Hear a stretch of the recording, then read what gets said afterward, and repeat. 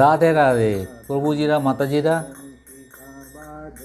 আমি ভগবত চরণে মণিমালা 10 নম্বর এপিসোডটি আপলোড করেছি। এতে নরোত্তম দাস ঠাকুরের ওপরে আলোচনা হয়েছে। খেতুরি গ্রামে যেখানে নরোত্তম দাসের জন্ম হয়েছিল, সেখানে একটা প্রেমঘাট বলে ঘাট আছে। সেই ঘাটের ঠিক উল্টো দিকে একদিন চৈতন্যদেব, নিত্যানন্দ মহাপ্রভু, বাকি যারা পার্শ্বদরা সবাই মিলে এসছে, চৈতন্যদেব স্নান করতে নামলেন, ডুব দিলেন।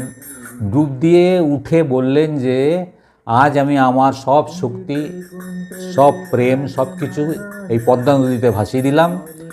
আগামী দিনে এক মহাপুরুষ আসবে যে ঠিক যে উল্টো দিকে যে ঘাটটা আছে সেখানে চান করতে নামলে আমার এই শক্তি সব সে গ্রহণ করবে, পাবে, আর সে পরম বৈষ্ণব হবে।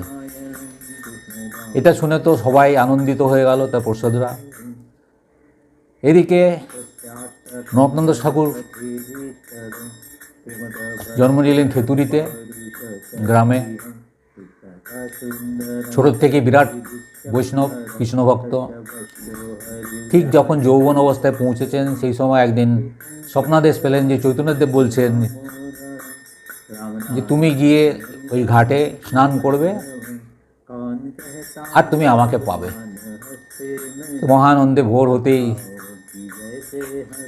নরোত্তম দাস ঠাকুর তো গিয়ে ওখানে ডুব দিলেন।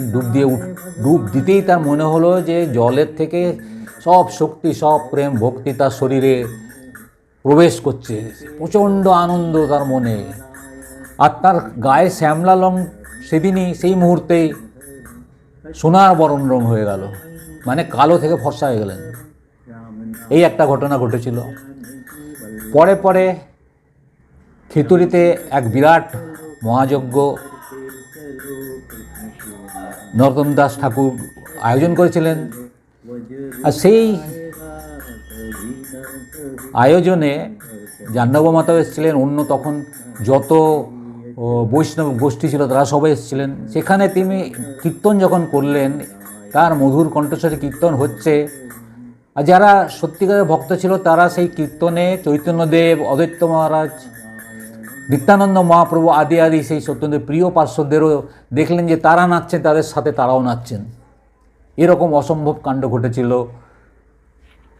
শ্রী নরোত্তম দাস ঠাকুরের জীবনে। তাহলে আপনারা ভুলবেন না, আপনারা আমার ভগবত চরণে মণিমালা 10